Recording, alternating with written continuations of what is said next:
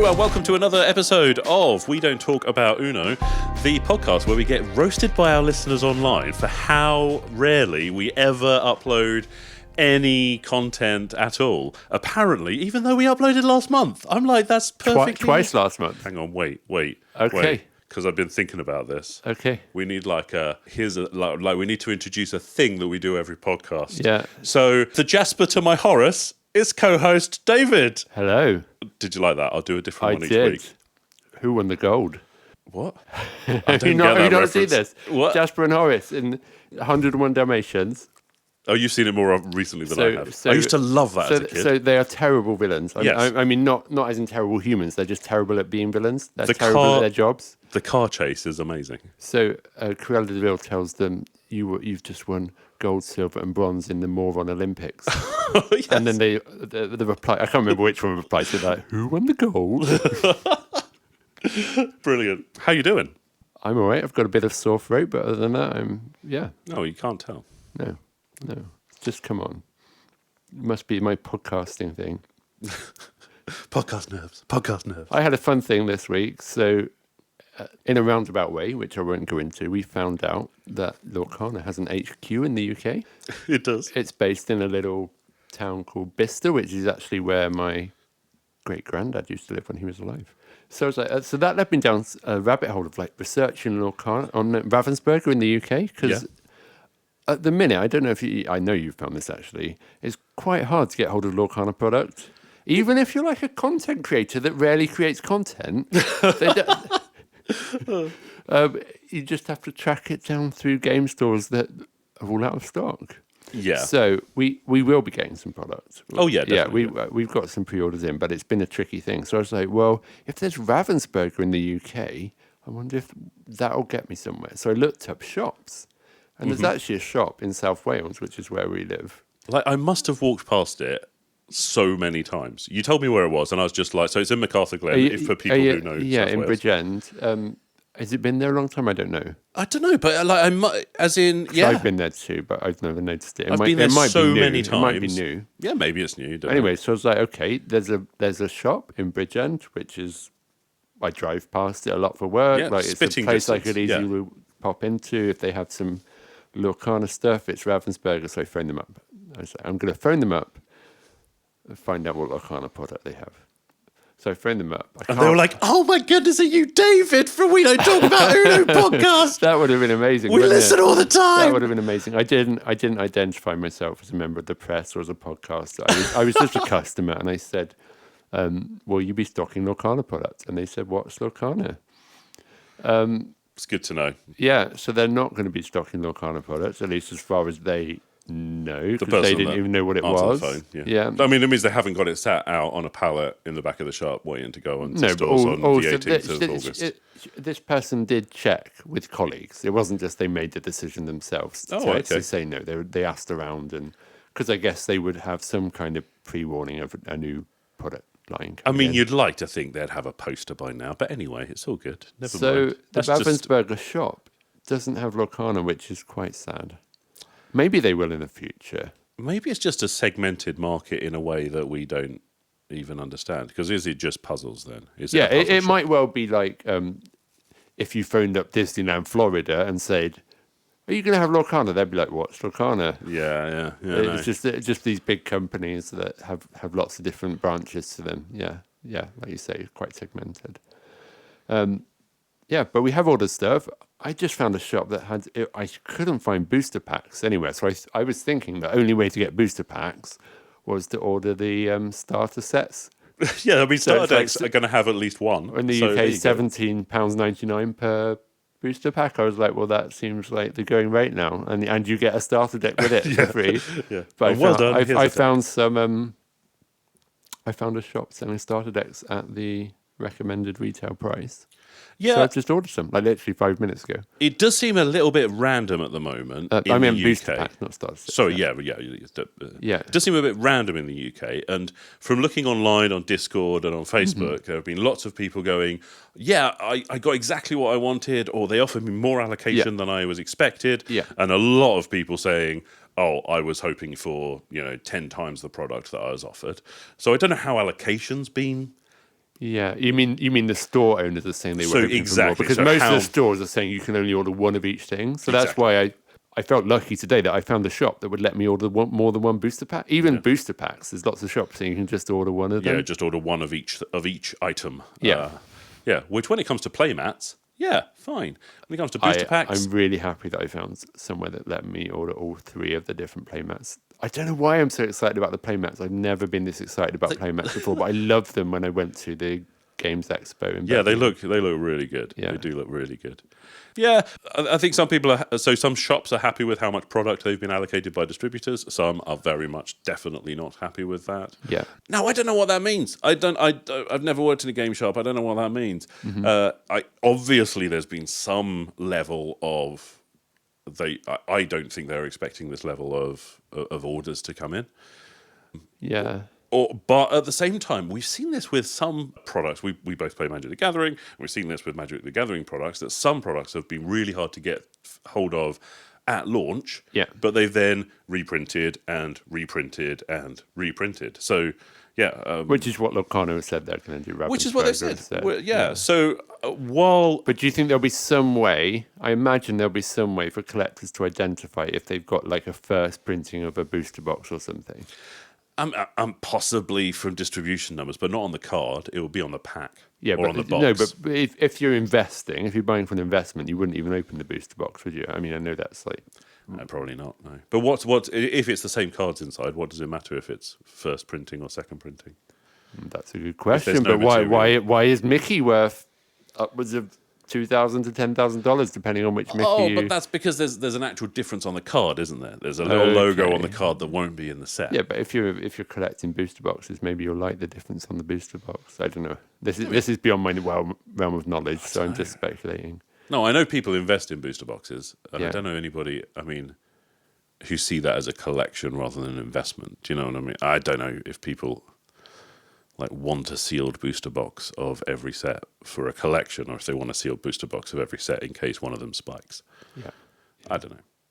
But yeah, it's been relatively hard to get hold of things. And also, I'm the kind of person, and I'm imagining there are other people out there, that as soon as I have difficulty, like as soon as I can't just go and do the thing, I just get distracted. I'm like, I'm not that into it then. Yeah. And it's really, it's sad. That's my personality though, is if, it's going to be hard to get hold of this. I can't be bothered. I'll take a look. Oh, if I see some, I'll go order it. Yeah. But if I can't get hold of the stuff, that I'm not going to go scouring the internet for trying to find some cards that in 6 months I'll have them anyway. It's fine. Yeah. Yeah. Probably doesn't bode well as it content seems creators. like in September, at least the companies that aren't local game stores that are taking orders for September, because that's when they get products. Yeah. They're happy to take as many orders as you give them. Now, whether that's taken in good faith or not, I don't know. But it seems like they're assuming they'll be able to get hold of as much as they want. Yeah. Yeah. I'm especially as people seem to be super happy when they have the affiliate emails through game shops. Yeah. Those have been posting online. I've got the affiliate email through whatever it's called, where they can be a Lorcana game store and run Lorcana. Yeah, it's like the main thing on social media at the minute. It's like these loads of game people. stores announcing, yes, we're a partner. We've been chosen. Which, if they were, Is that Toy Story? I've been chosen. the claw. But if they were disillusioned about, we're not getting the product through, we don't think this is happening, I don't think we'd see the same level of excitement from game stores. Yeah. Okay, I don't know. We'll get the stuff eventually. Though we've got stuff on order. Yeah, it's like applying for a job, except you just apply to sell a product. It's like, yeah. Apply to make money for a big corporation. And you make a little bit yourself. That's Yeah. So as you alluded to in your intro, we've been roasted a bit on Twitter today, which I think we might come to later when we come to listener questions. But there's a lot that's happened since we last recorded. A lot of cards have been spoiled. There are an awful lot, and it feels like the floodgates are open now. I think it feels like people are, so social media managers, especially on the Discord, are just going, I can reveal another card today.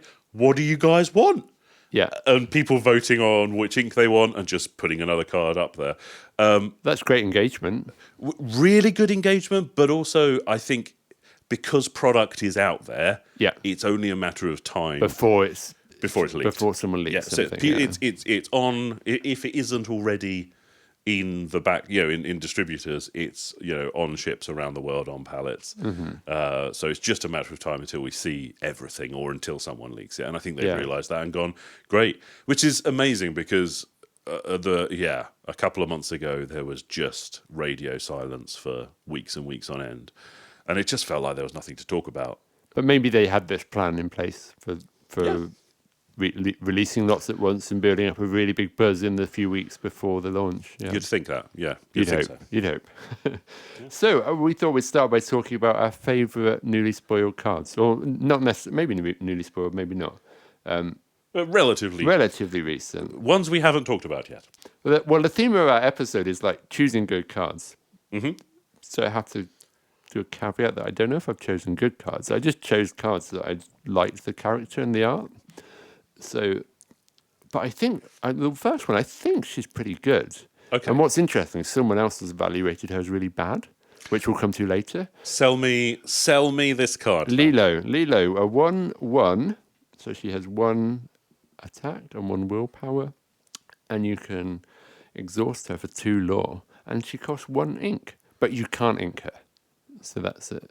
That's the thing. You can't use her as ink, but she costs 1 ink.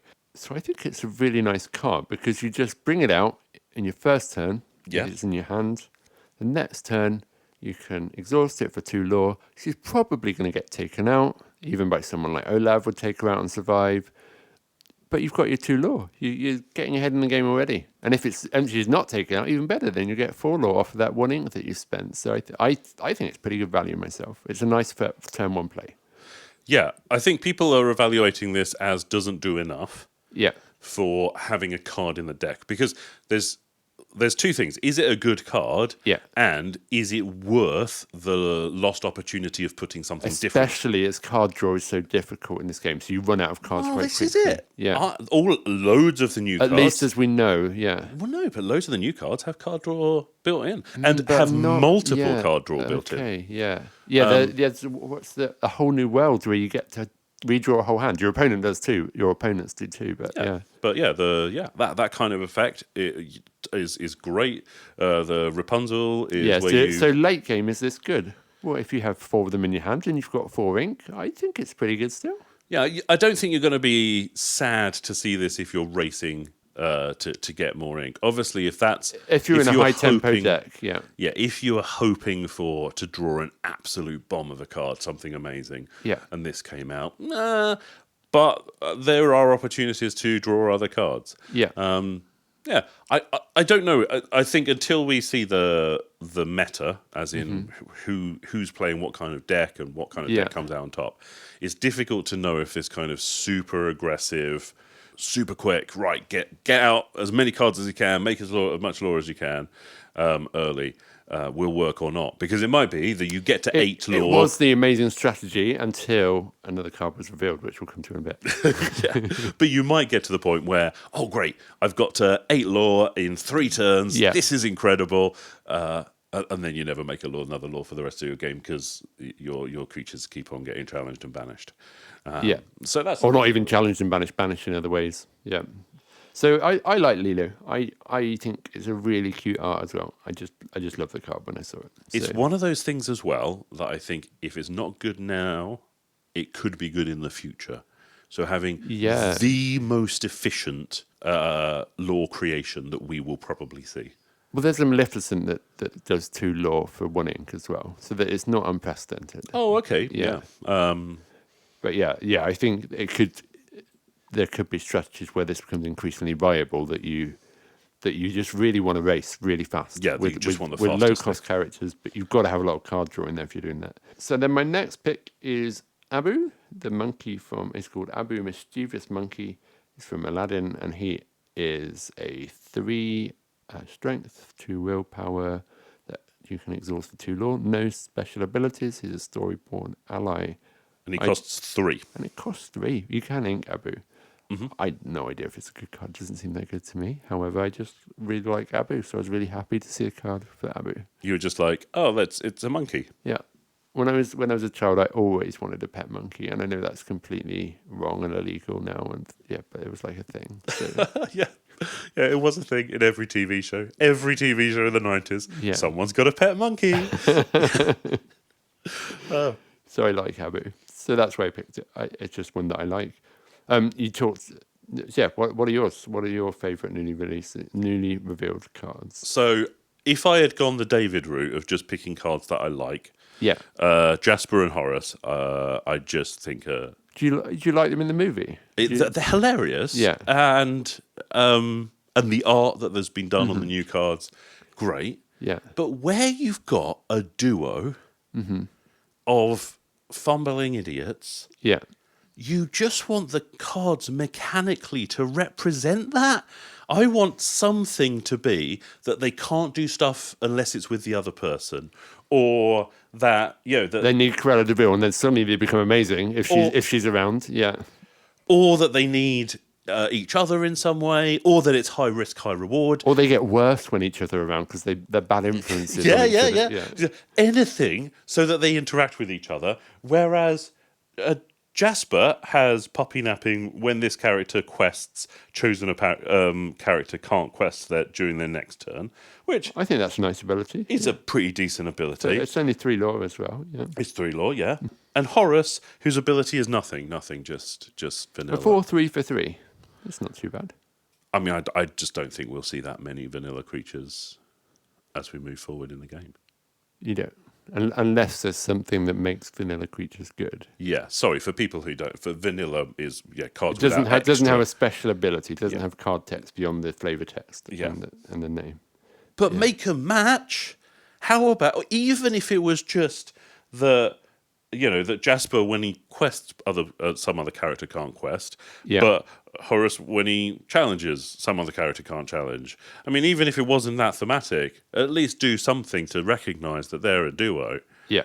So, So you didn't. I mean, maybe in future that will happen because there's about 3 or 4 else's. There's way more than that Mickey's in the set. So maybe Yeah, we'll have fair dues. more Horace Maybe and we will. Jaspers, and they'll interact. But better in the future. some notes for Ryan and Steve. Can we have more thematic abilities? Anyway, complaints over. My actual favourite cards so far: Kuzco, who is the Emperor off of the Emperor's New Groove. I've never seen the Emperor's New Groove. He's so funny. You need to. I need to. I Okay. was really hoping that he's got. I love the movie, Yeah. so I was hoping that Kuzco would be amazing. And while I'm not sure if he's that good, because he's not inkable and he costs 5, and that's going to be stuck in your hand at some points. He has an ability that I just love, and it's the kind of thing that I just always want to play. So Kuzco, first of all, Kuzco has ward. Opponents can't choose this character except to challenge. Yeah, that's nice. Which is nice and thematic because Kuzco doesn't like being touched. He doesn't like anybody interacting with him. He's like, I'm the Emperor, leave me alone. I'm the coolest. Which is what the art is saying. Yes. And his ability is no touchy. When this character is challenged and banished, you may banish the challenging character. Now, the interesting thing about Kuzco, he costs 5, 2 strength, 4 willpower. However, can quest for 3 lore. Yeah. So this is going to be a problem if you don't challenge him to banish him, because you have to challenge him to banish him. You can't banish him with an action card. No, but there are action cards that don't choose. Oh yes, I suppose if you're wiping away with something like that, yes, you are right. But you're gonna have to. It's going to be really difficult to deal with. Yeah. But you're gonna have to deal with him because if not, you're on a 7-turn clock. Yeah. He could but create 3 It's only every come out in single turn 4 or 5 though. Yeah, So 7-turn clock's pretty slow. but still, I mean, 3 lore, 5 cost card. You would deal with it somehow. Yeah, you would deal with it You'd somehow, have to, yeah. but you'd have to deal with it. It's that whole thing. You're basically you're taking back control of the game. So where you might be like, oh yeah, we're each playing our own little individual games. You've got to deal with this. Yeah, it's a threat that's got to be answered. Basically. Exactly. Yeah, there's something I'm putting on the table, and my opponent, would you like to lose or would you like to deal with this card? And I really like that kind of things. I play a lot of cards like that in Magic, which is kind of like you can just remove it. Yeah. There's no problem with that whatsoever. However, you've got to do that before the game continues. Yeah.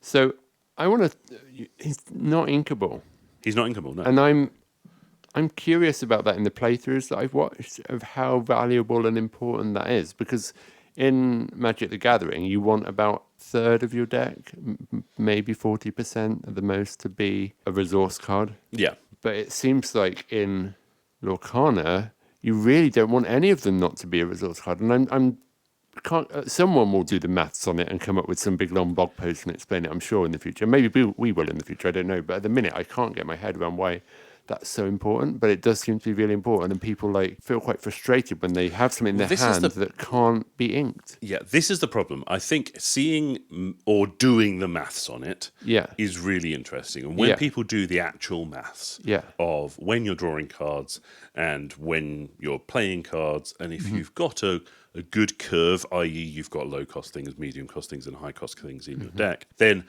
maybe a third of your deck not being inkable at all is the utter, the top, the limit, the tippy top of that. However, this creates an interesting bias, and I'm all about these kind of unconscious biases that we have, in that it feels really bad. It feels so bad to have a handful of stuff that can't be inked.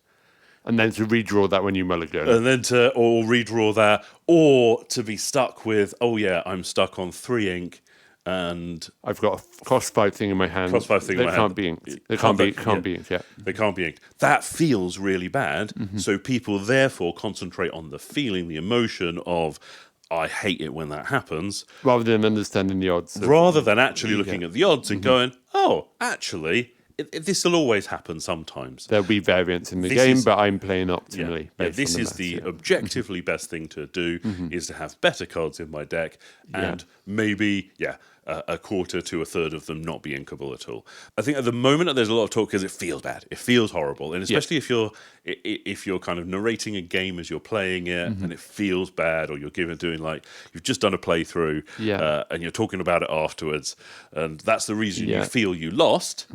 That's it. But maybe you weren't winning that game anyway. Yeah. Well, I watched a really interesting playthrough recently, which used some of the powerful... So there's some really nice cards now that can turn games around, which is what we talked about last time. Yeah. And we'll come to those in a minute. But someone just sat there, not only able to ink stuff and not able to pay for anything. Yeah. And their opponent was getting up and up and up with the law, but then suddenly, even though they'd sat there, wasted their resources for 3 or 4 turns, not used those resources. So that's a waste. You've not spent that where you could have spent it. They still won the game. They were able to turn that game around. And I thought that was really interesting. Oh, but that's a real strategy. Yeah. I mean, you've played against my mono-white deck, which just sits Your there. magic deck, yeah. And the magic deck that I play, your mono-white deck, and it just sits there doing nothing, does nothing, does nothing, does nothing. Turn 5, let's get rid of everything everybody else has done and carry on. Yeah. I mean, for a commander deck, not many commander decks want 6 board wipes in it. Yeah. But seeing as I haven't got expensive ramp to get ahead in early games, I'm just like, no, it's fine. I will just make sure that on turn 5, I wipe the board. And if it's not turn 5, it's turn 6. Yeah. And if I haven't done anything before then, that's fine, not a problem. Because then no one else, it will be like no one else has done anything anyway. And then you can come in at that point because you've got the resources to do what you need to do then. Yeah. Okay. What's your other favourite card? My other favourite card is a caveat. Is a caveat? There's a caveat with this card. Caveat to your card. It is Flynn Rider, Charming Rogue. Costs 2, 1 strength, 2 willpower. Is this from Rapunzel? From Rapunzel. Okay. Oh, from Tangled, I should say. Sorry, movie about from Rapunzel. Tangled. Yeah. Quests for 2 lore, and has the ability, here comes the smolder, which he does a lot of smoldering. Whenever this character is challenged, the challenging player chooses and discards a card. Green. This is green as well, and green has a lot of these effects. Yeah. That like, you did something to me. Yep. Sucks for you. Yeah, exactly. So, first of all, I love the character. The art's great. And I love the ability. So it's exactly the same. So Kuzco, when he's challenged, banish the challenging character. This guy, when he's challenged, the challenging I almost feel like Flynn's ability ability is worse. Oh, yeah, Flynn's ability is worse. Because you can choose. No, I mean worse for the opponent. Oh, yeah. No, well, I understand it's objective. It's not as good as objectively. It's not as good as Kuzco's ability. But it feels. But it feels worse. yeah, it's meaner. Yeah. Especially if you're behind on cards already and you've just drawn that card you need, and it's like, right, I'll play this turn and that next turn, and then you pass the turn, and it's like, I've got to now discard it.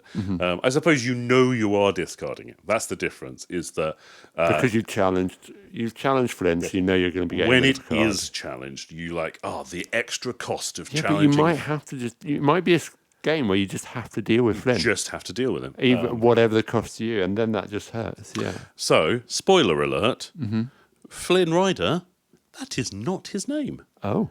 His name is Eugene. And we discover this, that he's just a normal guy. He's not this mysterious rogue.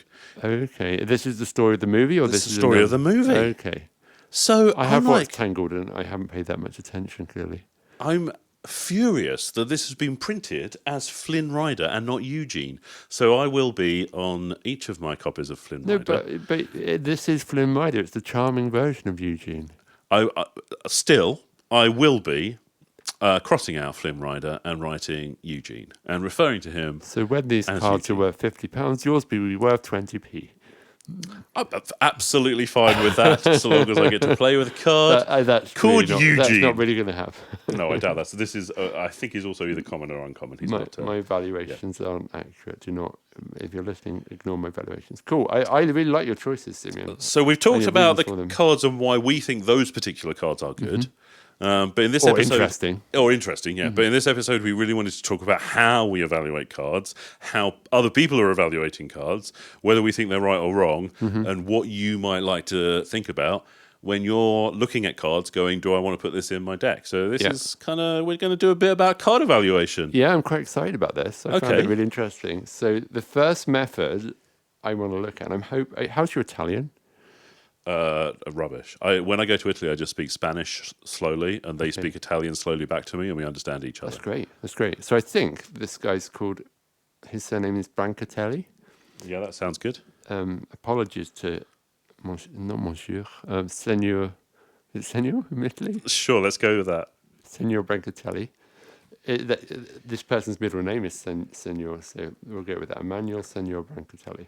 So the Brancatelli methods. So somebody called Emmanuel Senor Brancatelli has gone into a Facebook group and shared his method for evaluating cards, and I found it a really, really interesting read. Okay, give me the lowdown. So this guy's basically come up with a formula for how you work out how good a card is. Okay. So you give it a number rating. So you add up the toughness and the willpower and the strength, Yes. and then you divide that number by 2. So let's evaluate a nice simple one, Lilo. Yes. So you would add up willpower is 1, strength is 1, so that's 2 in total. Divided by 2, that's 1. It's 1. And then you take the total number of law that they can tap for, Okay. that they can exhaust for, and divide that by 2. So her total would be 2. That's the number that this method would allocate to Lilo. Whereas Olav, Okay.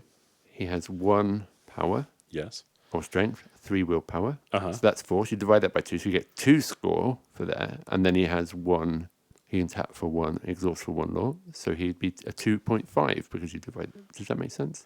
That does make sense. What about abilities? Yeah. So this is where it gets interesting because I think it's quite subjective. So Mr. Senor Brancatelli has said that he's got a system for rating abilities and giving a number to them. I don't know what the system is and he hasn't revealed it. Okay. But I just thought it's an interesting idea that you can evaluate cards effectively in a vacuum, just a card in and of itself. So it's a nice idea and it's really tempting. It's a bit like, it's like evaluating anything, isn't it? It's like the idea that you can find the perfect stock to invest in that's going to make you loads of money just with some little formula. And yeah, I don't know. I don't know where it came from, but I Yeah. heard LSV, Luis Scott Vargas, from famous Magic player, talk about the vanilla test in Magic, Yeah. which is basically if something costs 1 power, sorry, it costs 1 mana, you Yeah. want it to be a 1/1. Something costs 2, you want it to Yeah, be yeah. a 2/2. So this is a really nice method for understanding the basic value you're getting from this card. and it's obvious that with Lorcana, a lot of cards are good on the vanilla test. So we're getting, when we see 1/1s, they usually have a very good ability. If not, and when we see, a 2/2 for 2 isn't that interesting in Lorcana when it comes to just the vanilla test. Yeah, Now- I think it's going to be a different set of maths for Lorcana. Yes, it will, exactly. It And will, this probably guy's will tried be to come good up with a in different that, set of maths, when we which- look at yeah, that. I also think it's interesting because he's valuing law much more than he's valuing strength and willpower. Yeah. Which I think we all need to get our heads into gear about that. I think anybody who's come from a game where it's purely combat based, you really need to think it is a race to 20 lore. Yeah. If you can remove every single one of your opponent's glimmers and lose the game. Yeah. You don't get any points apart from if there's a special ability. You don't get any points for banishing a character. Yeah. But you do get points for turning them sideways and making lore. Yeah. So we really need to understand that, and I get that. This disregards two things, and tell me whether maybe he's touched on this in the post. I haven't read them myself, but maybe we need to think about, firstly, the abilities are much more important than stats in most games. Yeah. There are an awful lot of games where you have quote unquote rubbish stat lines. Yeah. So what number ratings do you give to the ability, and how do you do that objectively? That's versus the question that we don't have versus the ability. The other thing is just looking at the meta, what other people are playing. Yeah. Is that if everybody else is playing cards that have a lot more than one willpower, then getting rid of Lilo, that you said before, is really easy. Yeah. But it's costly. Yeah, because it takes one of those, ties them up for one turn. Yeah. It's costly as well. However, if everybody's playing really low to the ground, really like super cheap, let's just get it out there, things, I think that's not a problem at all. Yeah, it's like, great. That's really that's great. I think the best example of that that I can think of in a different game at the moment, the most played creature in Magic the Gathering is a monkey called Ragavan. And a lot of the reason he's good is because of his stat line, because he's a 1/2. He's really efficient at what he does, which I won't get into, but he's also really difficult to get past, because you've got to invest 2 power into that thing to get rid of it. And a lot of creatures... Which one of your creatures is going to be exhausted and have to do that as well. Yeah. Yeah. Well, so you're already... So with Ragavan, the reason that he's good is because of his stat line, because that fits into the meta. Yeah. Now, that's just because of that meta in the format. So tell me what you mean by meta. So meta is the good decks that everybody's playing. So at some point, people over time, quite quickly, probably people work out, okay, this deck, with the cards we have available, this is the best deck, or this set of decks, these few decks are the best ones available. These few ones are the best meta ones. Means. In which case, you don't need to beat every deck. So why is there different metas? Why would the meta change? When they release new cards, the meta changes. Maybe cards get so popular that they get banned. But so banned cards or new sets, new cards and that's the whole point of it being a trading card game and being a living thing that changes over time. I think that's what attracts a lot of people to the game. But yeah, when you've got, you don't need to be able to beat any deck. You need to beat the most efficient decks, because those decks are going to be the ones that you're facing up against time and time again. And is meta a word that you can use in your gaming group around the kitchen table as well? So there could be a different meta. So, for example, when we play Magic the Gathering, when we play Commander, we have kind of an unspoken rule that's not completely followed, but generally is of we don't do what's called combos, so there's no instant wins. People win through battle and fighting in general. Generally, or at least tell people you're going to do it. So that means that when I'm building a deck, I'm thinking about that as a meta, I suppose, more than I'm thinking about how do I deal with a combo that comes up. Yeah, and I guess if we're talking about evaluating cards, we're talking about trying to make your deck better.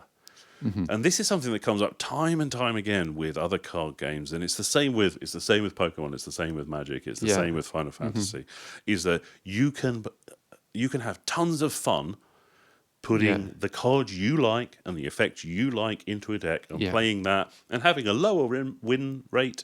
But it doesn't matter because I get to play with Flim Rider. It doesn't. I don't care. I get to play with Eugene. But I still think there's card evaluation in that. So what you've decided, say, is you really want Flim Rider in your deck.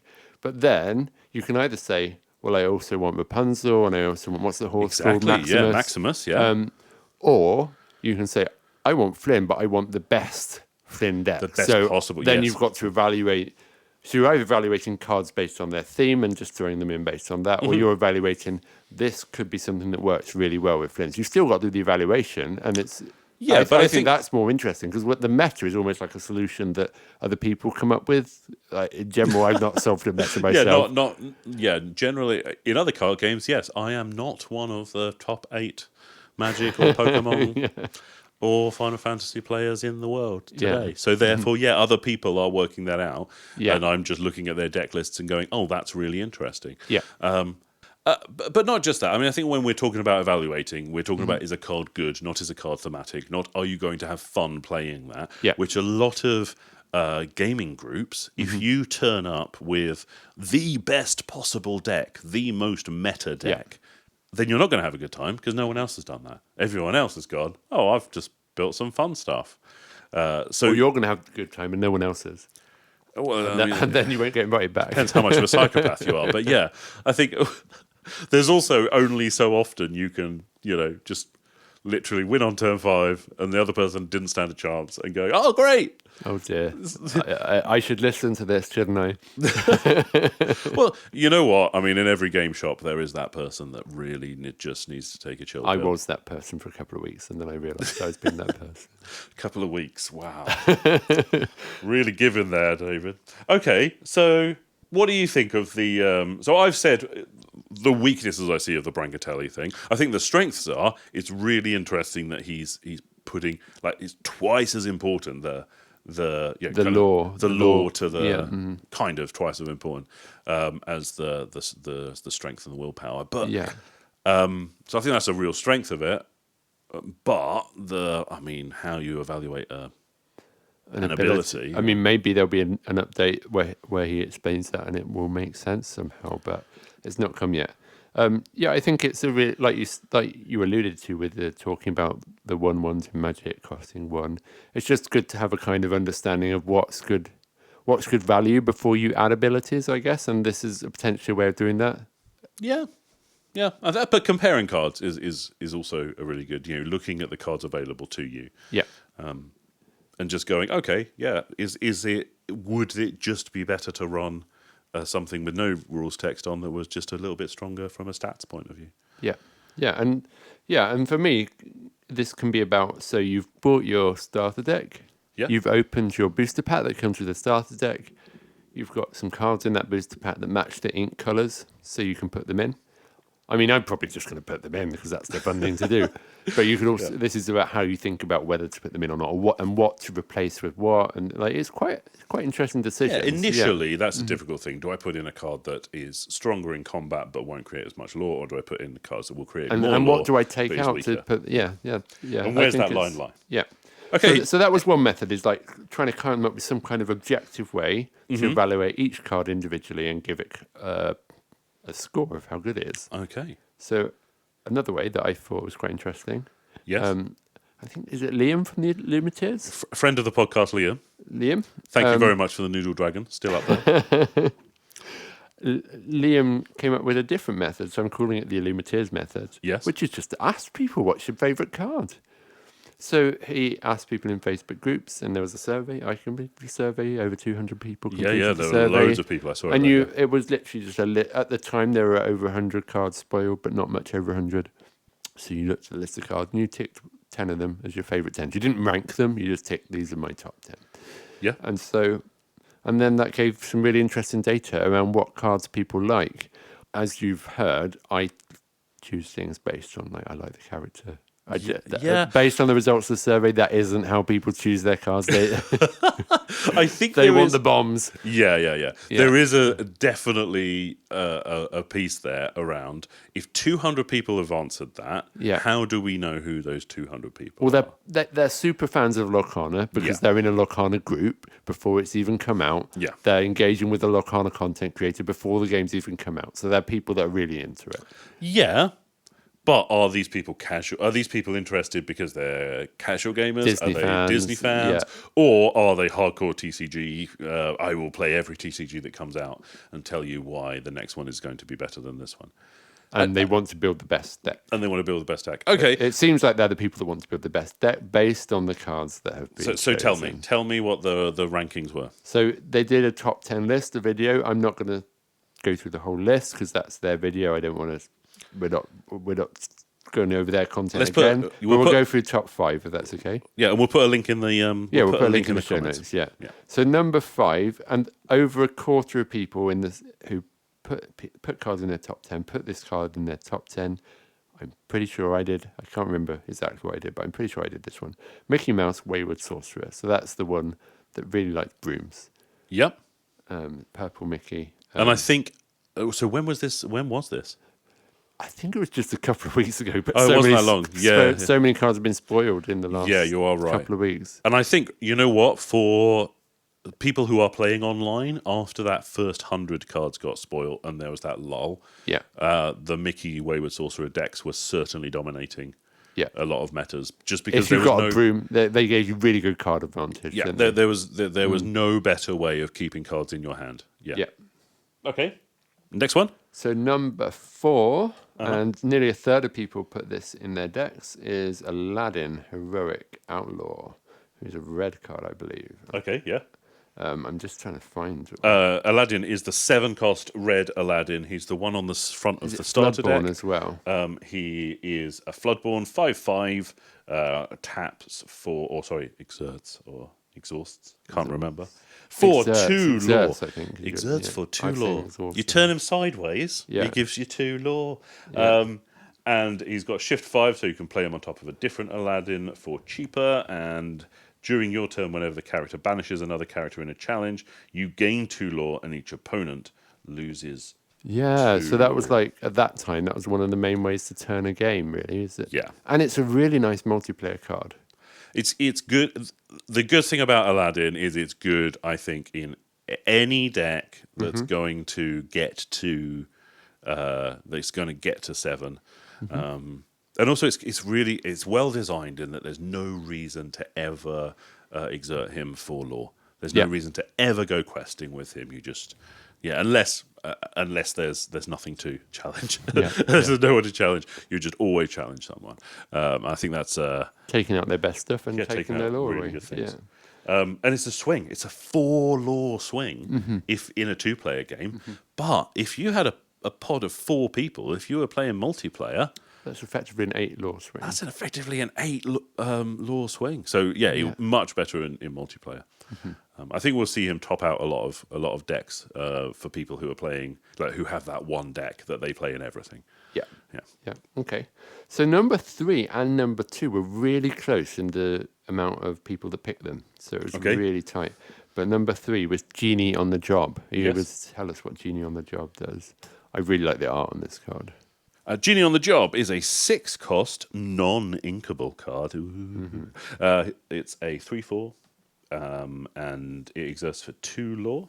It has evasive, so it can only be challenged by characters with evasive. Very nice. And it has disappear. When you play this character, you may return chosen character to their player's hand. It's really flexible, so if you've got things which when you play them, something cool happens, you can return that to your hand and play it. Yeah. Or you can just make your opponent pay twice for their good thing. Yeah, I like the return to hand thing, and you get to play your own stuff again potentially. I think that's really fun. You know, it's a green card. Green is increasingly looking like a good color.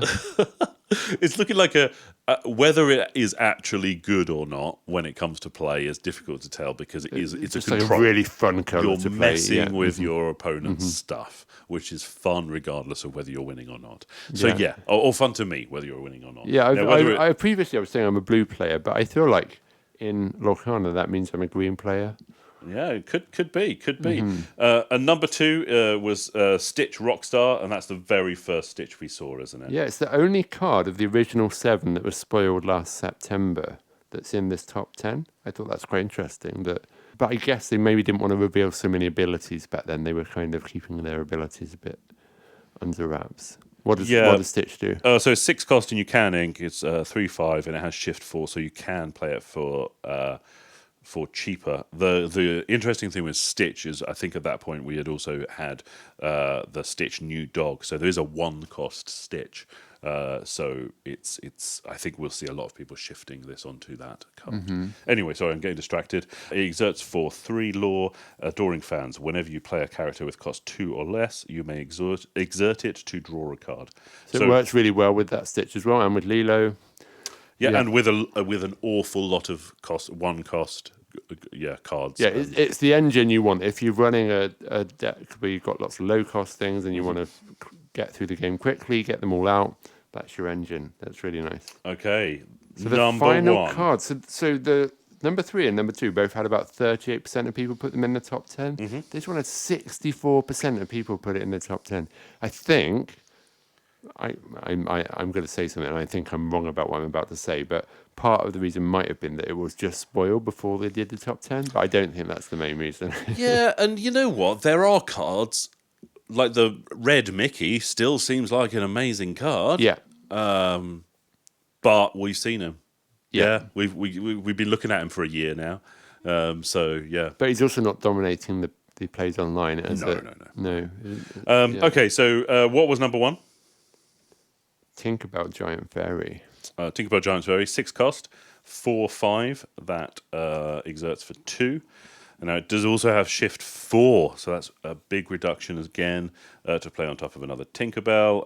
And there is a 3-cost Tinkerbell that would make sense to do that with. So you can do turn 3, turn 4. That's a nice curve. Yeah. So when you play this character, deal 1 damage to each opposing character. So that will wipe a lot of the little Stitch things and Lilos that we saw.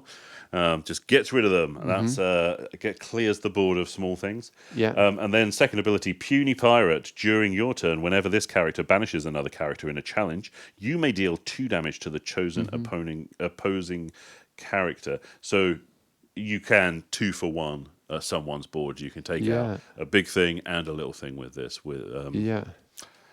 It's interesting that the green steel is the Peter Pan deck, because you've got Captain Hook and Tinkerbell in steel, and you've got Peter Pan in green. Yeah.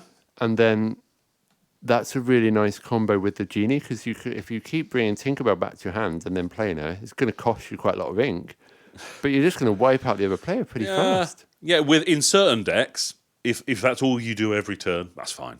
Yeah, it's not a problem. Yeah, yeah, you are right. That's it's not a starter deck combo, but it's a really interesting combo of colours actually. Yeah. I think what this tells us, and looking at the overall thing, is that people are more interested, and of course they are. Of course they are. People are more interested in the bombs, in the big splashy cards, than they are with super efficient plays. Or with their favourite characters. Yeah. Well, maybe, I don't know. Tinkerbell was a pretty popular character. Yeah, that's true. And Stitches as well. And Stitches. However, especially looking at, we were talking about, kind of like really efficient card draw. And we've talked about, like meme cards and things. Some of the items that seemingly don't do much, but then can do a lot. And those kind of really efficient 1 and 2 cost cards. And we've seen a lot of them. Yeah. But people aren't interested in that. Well, Tinkerbell, Giant Fairy, Yeah. That was the meta, so to speak, was run a low curve, get your cards out, you win. Yeah. And that's no longer a viable strategy due to Tinkerbell and a couple of other cards that just destroy that. Yeah. So she's completely shifted the meta. Well, I mean, yes, but I'm still holding out. I talked about this last podcast. Yeah. Still holding out. I'm not sure. I mean, to learn to play and to have fun with the cards, then playing with the first 80, 100 cards is a fun thing to do. Yeah. And watching goes. Yeah, who knows what is in his last 50 or so cards that we've not yet seen. It could totally turn on its head. And in the last week, it seems like every card that's been revealed is a way of doing card advantage. So there's loads of new ways of doing that. There's loads of different strategies. And it's great to see. It's great to see that kind of thing. Yeah. So I'm sure that things will change again. Okay. So what do you think of that kind of approach of just asking people? I think Liam didn't know what it would draw out necessarily when he asked the question. Like, would it be people's favourite characters? Would it be the best cards? And it clearly focuses strongly on the most powerful cards in the game. So it seems like a good way to But draw some isn't of that just the... So I think we've seen this with kind of Mm-hmm. our content is the most popular content that we're making is for gamers, and that's who's interested now. But as soon as people start seeing it in shops Yeah. and it's got a bit more of a broader audience, it'll be, Disney fans and Yeah. kids and people who are into board games Yeah. in general. Yeah. Yeah, and that's why I think card evaluation outside... I get what you're saying. You do card evaluation because you want your best deck to be the most efficient and to Yeah. work the best it can. But equally, at least in the most popular format in Magic the Gathering, Yeah. that's not how lots No, of that's people no build longer their the deck. case. It's a creative process. It's about self-expression. So you do want that efficiency. You want your deck to work. So it's about what works in the deck that you're building, and it's about evaluating cards in that context. Yeah. So so I think there's different ways you can do that, and that we've talked through a couple of them. I think it's good to get different sources of information, listen to lots of...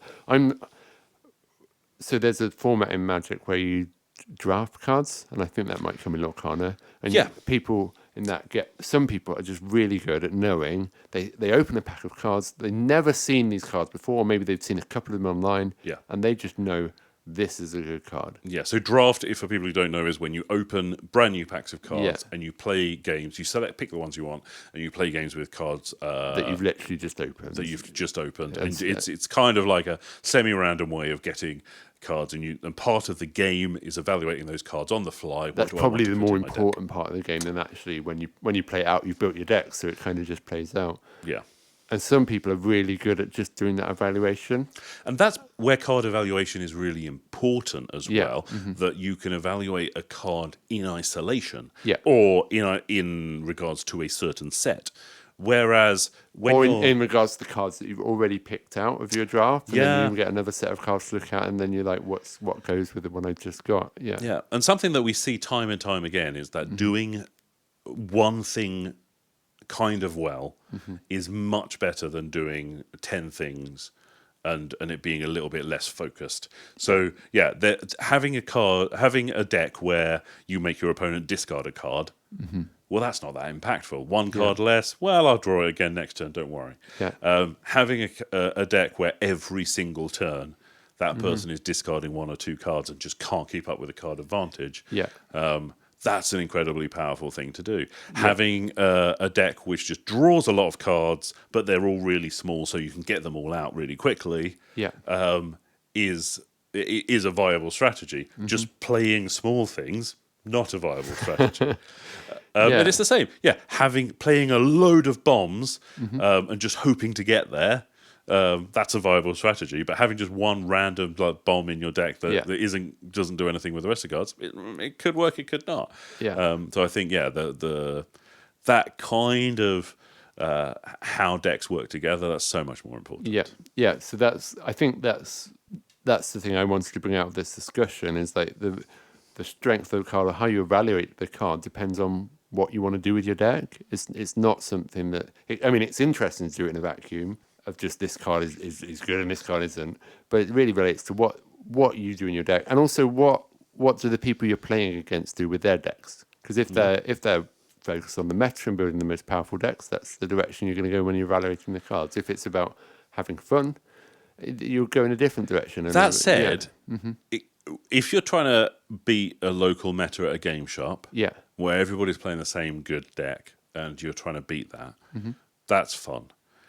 If you're trying to beat your mates at the kitchen table who are just playing for funsies over some beers and not, then building your deck specifically with stuff that stops them doing what they're trying to do isn't always fun for those people.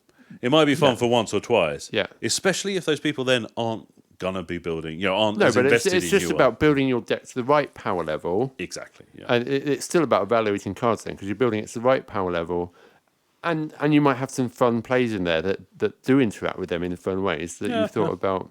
Yeah, I do think that having that kind of there's you need lots of different viable strategies, and exploring that's great. Yeah, but just poking somebody in their one weakness, once you've proven you can do that, it's a bit like, well, it's not going to be fun to do it every single time for them. They're just going to not. Okay. So we've looked at the. Sorry, I'm going to need to read this guy's name. We've looked at the Brancatelli method. And we've looked at the Illuminateers method. We've looked at the Liam Illuminateers method. What would you say is the David Uno method? The David Uno method. I don't have a method. I think it's nice in life, and in lots of things in life, you want a really clear answer to something. And I'm going to give a fudge. It's just like listen to lots of different sources, work it out, have a think, or read different stuff about cards. I suppose my main method is what do you enjoy? What lights you up when you look at the card? And then find something and then build your deck around that. That would be my... And as somebody who's been a bad gamer, as in not good at the games I play for a while now, if you play something you enjoy and you lose, you've had fun. Yeah. If you play what you think you should be playing and you lose, that's no fun at all. Yeah. In Magic the Gathering, I love playing my elf deck, and if I can get 20 elves out on the board, I'm a happy guy, and I can generally you can have do your that. own. I've won the game if I've done this kind of thing. For me, I'm a winner because I've done this thing. That Exactly. I wanted to do. Or I had fun. I saw my cards. I liked these cards. I played these cards. That was fun. Yeah. Oh, you beat me really badly because it's not that competitive. Not a problem. I don't care. Yeah. I had fun doing what I enjoy doing. So definitely consider the fun factor. Obviously, there will be people who, for fun, what they want to do is win, and if they're not winning, they're not having fun, and they're competitive people, and they want, I want to win worlds. I feel like you're talking to me, Simeon. Yeah, but for me, I don't want to win worlds. And in the meantime, I'll just play the things that I enjoy playing. Yeah. Which at the moment seems to be green. It's okay to ease yourself into what you enjoy as well. You don't necessarily find it right away, because you might be like, oh, I really like this character, but then when you can't get a deck that works, you can't make it work, and then you might find an idea about how you want a deck to work, and that's what you enjoy in the end, or something like that. You'll discover that. At least that's what I'm hoping with Lorcana. That's certainly what I found with other trading card games. Is you kind of you're right. You can't tell up front what you're going to enjoy necessarily. You find it through playing and through exploring the cards, and And there are strategies that just aren't viable.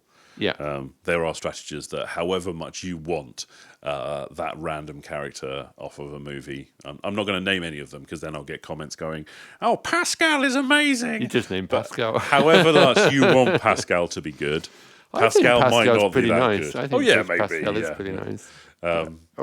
He has been. Yeah. Yeah. However much you want Flounder to be good, Jared, it's not necessarily going to be that good. Yeah. Anyway, that's interesting. Any final kind of thoughts on making an evaluation? Well, what's your method? What's the Simeon Uno method? The Simeon Uno method. Well, I think it's look at, am I going to have fun playing this card? Yeah. That's to me, I play games for fun, not to win. And I enjoy winning, of course. That's the fun part of games. But to me, I think that the two things, Cusco... I know my friends can have fun if I play this card as well. Definitely. Oh, that's a massive thing for me. A massive thing for me because I quite games got to end. I don't mind combo plays in Magic. However, if everybody else is sat at the table going, oh, okay, so the game's just over then that's not fun for me. I don't enjoy going home. And I often have that. I often have that self-doubt. I don't wonder whether other gamers have that. Do you ever have that whole thing where you were like, I enjoyed that game, but I didn't enjoy who I was in that game. I got a little bit overexcited. I got a little bit competitive. Yeah, so that's kind of interesting because my first deck? One of my early decks was a squirrel deck. Yes. Because I love squirrels. But actually it was just... there was a way that I built it initially that was just like what you've just described would happen. I'd been on turn 4 or turn 5, and it's just like I don't actually enjoy this. It feels bad. Yeah. So I then built a whole load of squirrel adjacent I realized decks. I realized what I enjoyed then more about that format is the politics. And so I started building more political decks and decks that focus on the fact that it's a multiplayer format rather than the maths of the format. And that's where I've found my place at the minute, is that kind of... I don't do it all the time. I've got other decks to do other things, because otherwise it would get a bit annoying if I did it all the time. But I do find it fun to try and influence other people's actions. We've evaluated a lot of cards. What's the best card then? What is the best card in Lorcana? What is the best card I do think in Lorcana? the best card in Lorcana Yeah. is the one that people voted as their favourite. That's my opinion. Tinkerbell. I think Tinkerbell. So why do you think that's the very best? So much. It does so much, and it's the card together with another card that's come out that's also what I'd call a board wipe. So board wipe, we mean you clear the game state, or you have the potential to clear the game state. So you're almost starting from scratch, and that gives people the chance to then turn the game around in their favour. So whereas before we saw people just, like I said, when I played it at the Expo, it was like a race, and whoever got ahead in the race, it was like they won even more. Okay. If you got ahead in the race, there wasn't a way for the person behind to come back. Whereas these cards, that board wipes, have given people the potential to come back, and it seems like at the minute, and hopefully this will change as more cards are revealed. If you've got Steel in your deck, you put Tinkerbell in, you put Grab Your Sword in, and you've got a pretty good chance of winning with those cards in your deck. Yeah. No, I really like that. I think that, it does so much. Yeah. It does stuff if you... it does stuff when it comes down. It does stuff when it challenges. Yeah. If it's cleared the board and the other person hasn't played anything of significance, it can still generate two law return. Yeah. I think that's I find it hard to disagree with that. My only thought around that, and board wipes, you're totally right. Tell me about the other board wipe, and then I'll tell you what I think. There's two, but there may be more board wipes, but these are the ones I found as I was going through. So there's Grab Your Sword, which is deal 2 damage to each opposing character, and that's a song as well. So you don't even need to use lore to play it. So I watched a game where someone didn't have 10 lore out, but they played 2 Grab Your Sword in a turn because they could sing it and then pay 5 lore to play their second Grab Your Sword, and that's what won them the game. Okay. And then there's Be Prepared. The song from The Lion King, so it's also a song. It costs 7. Grab Your Sword costs 5. This one costs 7. Neither of them are inkable. No. But so whereas Grab Your Sword deals 2 damage to each opposing character, so it's almost like a one-sided board wipe. So it supports you. Be Prepared is a clear everything. So it's not about dealing damage. It's just banish all characters. Which means you've got to also know that you can come back quicker than the other person. Yeah, and it's red, so red seems like a fast colour. So you may well be able to. Hopefully, and especially if you play it with other in combination. If you put it in a deck where that's you could play this on turn 7, and then bring out Mickey. Yeah, I think Little Taylor on turn 8, and then Tinkerbell is good in any deck. I think these other two, Grab Your Swords is gonna need to be challenging things as well. Yeah. In that it needs to be able to, you need, for a lot of things, you're going to need to go, okay, I'm going to challenge, put 2 damage counters on it, and then Grab Your Sword to you have to another really 2 work on out how you're going to do it, work out how you do it. And Be Prepared, you need to know you're going to come back. So in those decks, I think those will be really good in the decks that build for them. Okay, I already explained why I like this card in a previous episode. Yeah. So I think that while those, it's hard to say that those aren't very, very good cards. And I think they're very good for the game as well. They're good for fun. Yeah. Because I'm 5 lore ahead of you, therefore I just win. Yeah, That's it's really important that there's ways to come back. There's got to be ways to come back. So that's really important for the game. Yeah. I still think there's a card that will be in every single blue deck, and that's Develop Your Brain. I still think, like that. I still think that one cost, inkable. So if you draw it and you need ink, great. And look at the top 2 cards of your deck, put one into your hand and the other into the bottom of your deck. There will be so many times where if you draw that early, great. If you draw that late, great. If you need ink, great. I think every blue deck should be running 4 copies of that. And that's the kind of card as well that I think that it's hard to power creep that. Will be good now, and that'll be good after 2 sets. Well, that'll probably be good in 2 years, 4 years. Look at the top 3 cards of your deck. Of course, but you could make a strictly better version of that. But that kind of inkable and cheap, and makes your deck run better, and gets you to seeing more cards. But also seems boring It isn't a card Oh, that it's I would... totally boring. No one's going to Yeah. vote for that. Yeah. No one in Liam's. Yeah, if you voted in the Illuminateers thing and said, "Oh, it's develop your brain," something that just makes my deck a bit better, then yeah, no one's going to say that. However, I think that there's those little function cards that we won't even. They give you the realise. margin that if you didn't understand why it's giving you a margin, you wouldn't understand why someone that plays it in their deck is winning more than you are. Yeah. And I think that's what we've seen in other games, in that there's always something in the first set that's just ridiculous. Yeah, why are the Moxons so powerful? Before they started printing Magic the Gathering, they didn't know that just having a free artifact that made mana was incredibly powerful, incredibly good. They just thought, oh yeah, it'll get people a bit ahead. Oh, that'll be a bit ahead. And then they realised, oh no. A bit ahead is like, yeah. Yeah. A bit ahead is important. And also... It's like having a parent with £1 million versus growing up in poverty. Yeah. Sure, yeah, the Power 9 are like wealth inequality. Yes. But no, I think those function cards will be the things that endure throughout the sets. I think we will see different powerful top-end decks. You know, we will see decks that really want Tinkerbell, and we'll see decks that really want other top-end. But I think those kind of little function cards, I think those are the ones that we'll have to put in every deck. If you want your deck to be good, the best. Yeah, yeah. But also, if you want your deck to function, if you want it to be a fun playing experience. Yeah. Amazing. Okay. Well, there we are. That's our card evaluation. That's strategy. our card evaluation discussion. Evaluate for fun, not I'm for sure power. we'll be looking at cards more in the future. It's like the focus of the podcast is cards. So. Cards. Cards are fun. Yeah. Oh, imagine if they made a card game about Disney characters. That would be good. They should do that. Someone should do that. Amazing. Okay. So there's a few little other things to wrap up. But first of all, shall we hear from the child? Let's do it.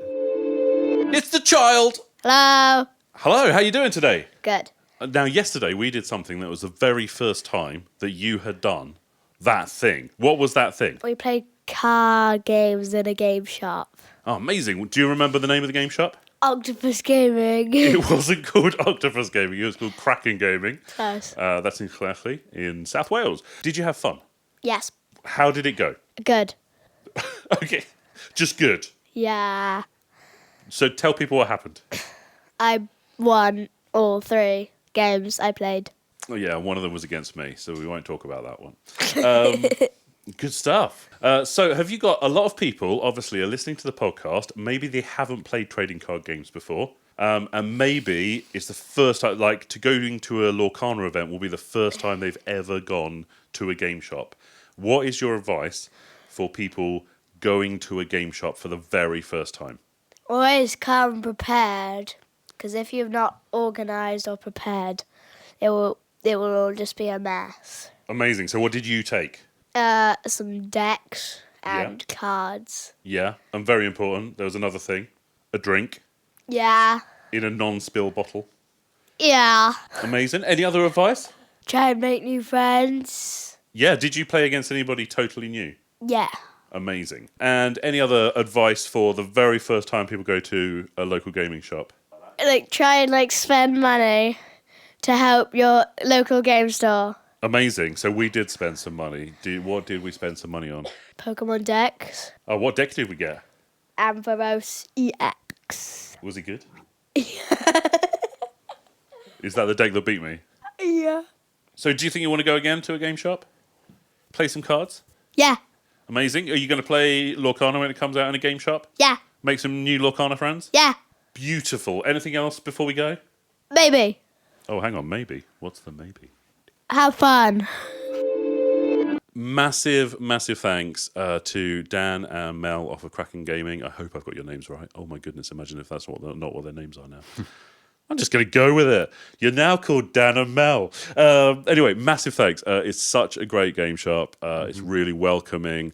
Mel was great with... Are they going to have Lorcana? Did you ask? I think it's difficult for smaller gaming shops to run new trading card games. Yeah, fair enough. Yeah. Diplomatically. Sounds like Child had a great time anyway. Yeah, really great time. Yeah, there were about half a dozen other kids there.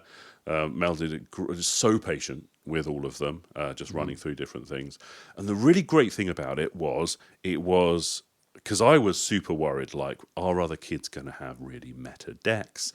Because you play Pokemon trading card game online, and everybody's got very similar, The best decks, super good decks.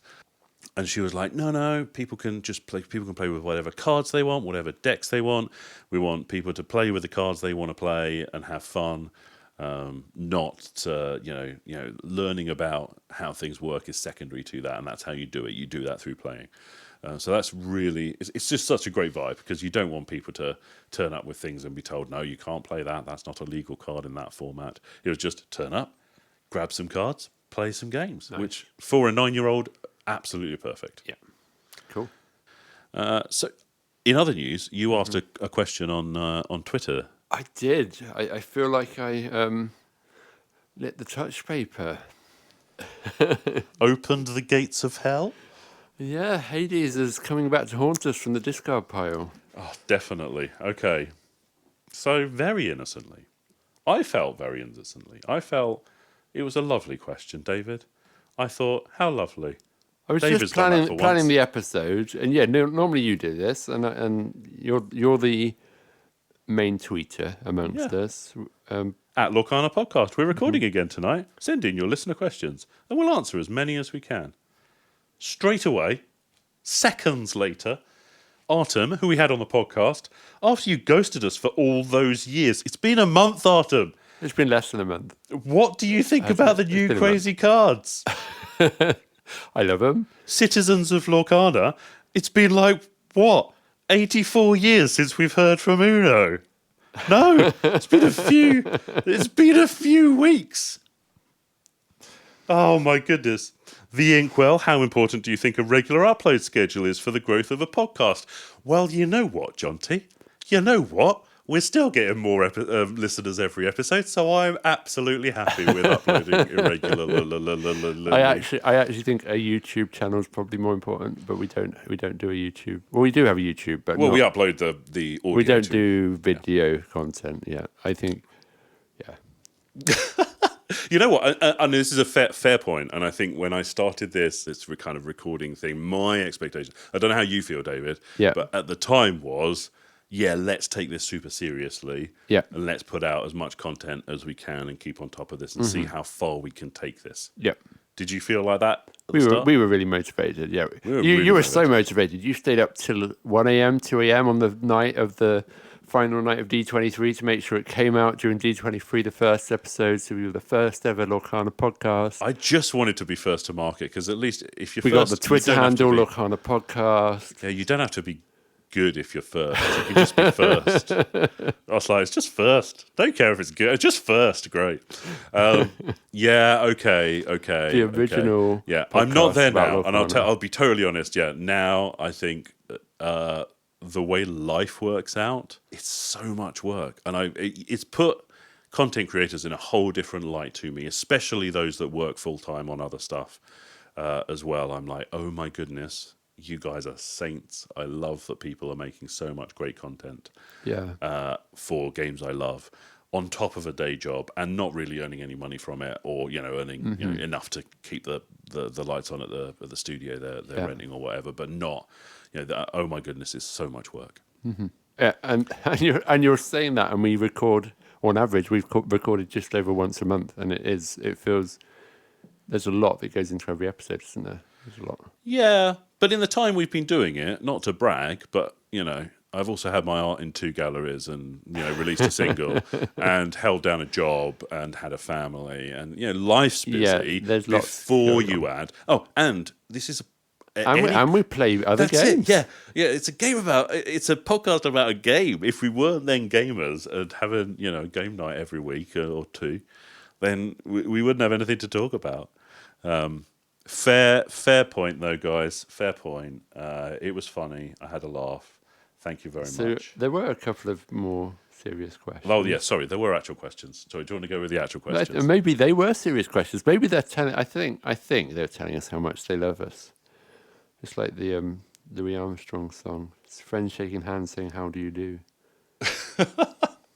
Sure. TGH Writer 83. Does that mean they were born in 83? Or were they born in 1977? Because that's at the end of their handle. Anyway, do you think... Sorry. Do you think that In your own time, David. Do you... Do you... And I think this is addressed to both of us, but I'm still confused, Simeon. Do you think that they I presume Lorcana, Ravensburger, will have a system in place for sideboarding for... Are you going to have to translate OP play? Overpowered play? OP play. Competitive play? Competitive play. Open play? I don't know. Open play?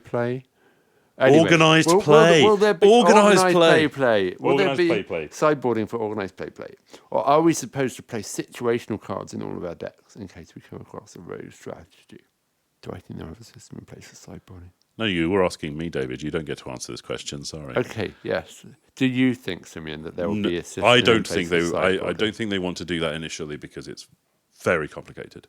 Sideboarding is a staple in some games like Magic the Gathering. Yeah. And it's so difficult because it means you don't have to know how to play your deck well. Yeah. It means you have to know how to play everybody else. What decks in the meta? What are other people playing? And that really overcomplicates stuff. It does also make metas often a lot better. That it will mean that things aren't dominated by certain things. Yeah. It does then limit competitions to best of three, which I like a best of three because it means if you have bad luck. But I don't like a best of three where it's just, the second two games you can't play because somebody else has sideboarded in, has kind of put other cards in the deck. Sorry, for those of you who don't know what we're talking about, sideboarding is where you have extra cards that you can switch in and out of your deck between games. I think they want to focus on simplicity, not on on kind of. So I wonder if at Gen Con, Yeah. which is coming up very soon, the organised play is you get a starter deck and it comes with the booster pack, and you can take cards out of that booster pack if you want and put it in the starter deck. I wonder if for this first set, and maybe for the first year of releases, that will be what organised play is. You buy a starter deck, you get some extra cards, so then there'll be some people will have a slight advantage based on what they pulled from their booster. Yeah, I mean, we've already seen that might be the thing. We've already seen the initial online. There's the initial what you even call it, the initial tournament strategy for open play in the game shops, and that's just play games. You get points for playing games. It doesn't matter whether you win or lose. Oh, nice. Because they just want to encourage people getting to know the cards, getting to know the game. Well, in that case, yes, they will allow sideboards because you can just switch up your deck. Do whatever you want. Yeah, there is that. There is yeah. just kind of and it's yet to see how. Yeah, I'm interested to see how the cards fall on this one. Is this going to be a super competitive game, or is this going to be some people play at a competitive level, but most people play like I just experienced yesterday in the game shop with Pokemon. There are high levels of Pokemon play. Yeah. But most people playing it, they just see whatever. What cards did I open? This one's fun. Let's pop that in a deck. Oh, it's fun. Yeah, that's interesting. I'm not sure. Gact is real asked, now the majority of cards have been revealed and we have a better idea of the full set is going to look like. What decks are you looking forward to playing the most? For me, it's going to be green with added green. No. It might be green. You can with have a blue green support. and green. Yeah, that is the thing. You can Yeah, have sure. But I think you're probably cutting off your nose to spite your face to play monocoloured in... Yeah, when you've got a bigger toolbox, whatever you do. Exactly, yeah. Because there's no disadvantage to having two colours. No. So, maybe green with blue for support. I really like the green cards. I don't know if the green cards are going to be stat line competitive enough. So add in some blue for that. Steel looks really strong, obviously, because it's steel. But there are a lot of very good cards in that colour now. Colour in that non-colour. Yeah. So in that ink. So I don't know. I might swap some of those in. There's two things I'm really excited about. Now Lilo's been spoiled. I think for me it's still about theme. So a Lilo and Stitch deck, but based around Stitch Rockstar. Yeah, it looks great. Small things like that looks really fun for me. And then I'm going completely against what I said now because that's a amber deck, isn't it? That is I amber. just said. because before I was purple blue, which is amethyst sapphire, wasn't I? And I still like those colours too. But so amber's a colour that I'm quite interested in, and you're putting me into emerald as well. But I think it's the so that Lilo and Stitch is the one theme, and then Peter Pan is the other theme, because I love Captain Hook, I love Peter Pan, I love Tinkerbell, and I really like the idea of this green steel coming together and kind of disruptive, powerful. Whether you get the card draw to keep that going, I don't know, but it seems like a fun colour pairing to me. Do you want to play a game, David? No, you know how much I love games. So, in response to getting roasted, I actually looked at our stats. We have stats. Listener stats. And I thought it might be interesting to share some of these with the listeners. But rather than share them, you're going to make me guess them. Of course I am, David. Of course I am. It'll be fun things. It'll be. Oh, here's a. See if you can guess the following. I don't know. Is it multiple choice, or have I just got to pluck something out of the air? Well, you'll see what happens. Okay. So the first off, the great news that I really liked is that our audience has been growing. So when you look at most popular podcast episodes, almost everyone is just countdown backwards. So listen to the most recent episodes and then working their way back through. No, as in more recent episodes are getting many more listeners than older episodes. So apart from our episode 1 is our third most listened to. Yeah. Apart from that, it almost is just a number list that reads backwards. So I really like how episode 3 has aged. It's called the $200 Mickey card. I mean, maybe in 2 months it'll be a $200 Mickey card again. We'll see. Okay, so my question is, this is my question, is there is one episode that bucks that trend. Yeah. And is still popular regardless of how old it is. What is that? That would be the one. Yeah. There's money in the title. That's it. This isn't the only content creation I do. There's a number in the title. There's money in the title. Yeah, it's going to be a popular episode. Yep. So our 7th most popular episode has been the $200 Mickey card. And I looked up, do you know what TCG Player has currently got as the market value of the $200 Mickey? I have absolutely no idea. I'm gonna say $2,500. It's $1,099.33. Oh, it's way off. That's still a lot more than 200, though.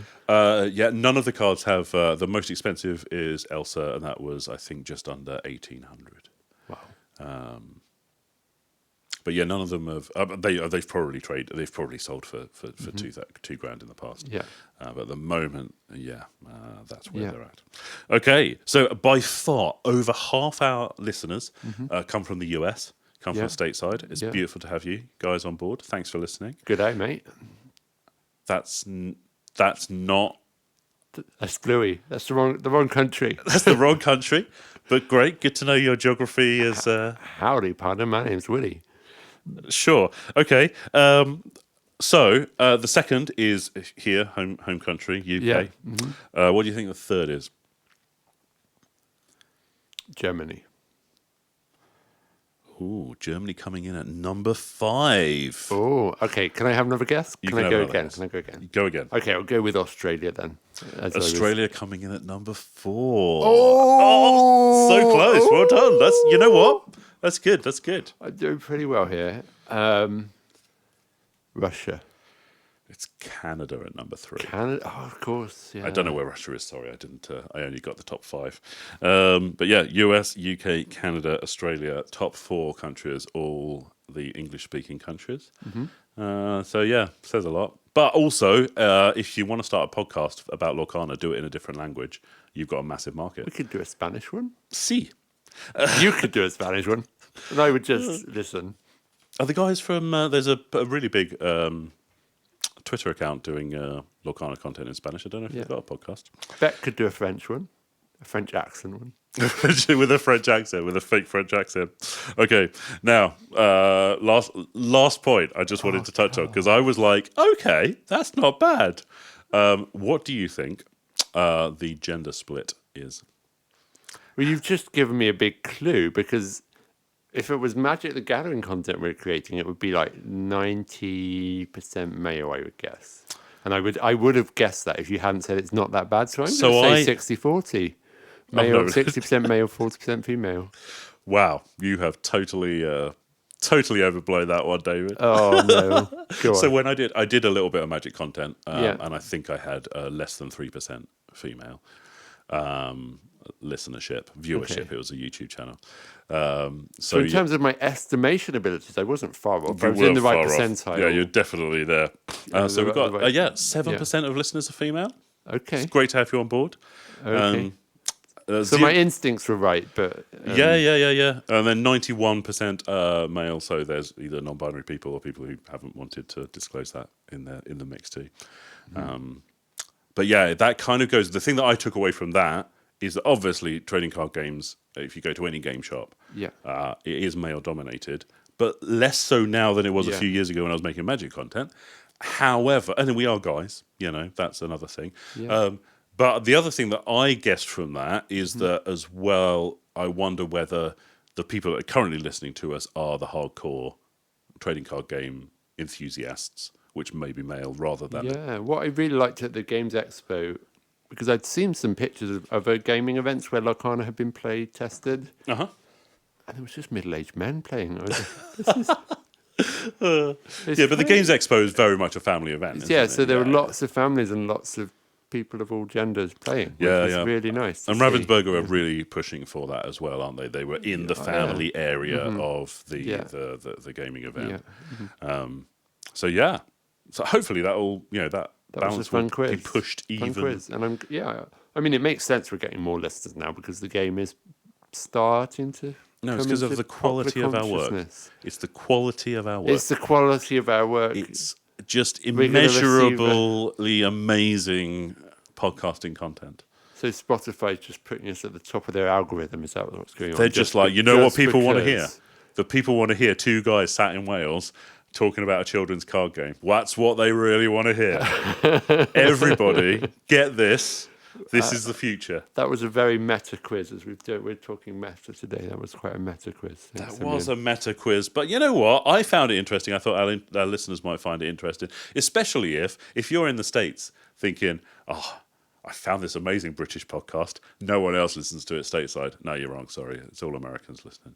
Tell your friends. Tell your friends. Yeah, tell your friends. And don't tell them about my impression. Yeah, or do. See, it was so bad. You've got to hear it. You've got to hear it. David's accent was so terrible. Right, okay, it's getting late and we're getting giddy. If you'd like to make this podcast, we don't have a Patreon. Yeah, if you'd like to help make this podcast, just tell your mates, because we're not doing a Patreon yet. Might do it in the future. Don't know. This episode is sponsored by nobody, because we don't have a sponsor either. Anyway, if you would like to get in touch, please do reach out. How can they do that, David? They can tweet us at Lorcana Podcast, and they can email us lorcanapodcast@gmail.com. And we're also at Lorcana Podcast on TikTok, where I've uploaded some silly videos not that long ago. Go and have a look. Great. We should do some more TikToks. We should do some TikToks. When we've got some actual cards in our hands, other than Brave Little Taylor, we can do some TikToks. So the TikTok that I was going to do, Is this a good card? I'll do a TikTok. Evaluation TikTok. Sorry, I'm getting tired. This is getting bad. All right, good night, David. Good night. Sleep well.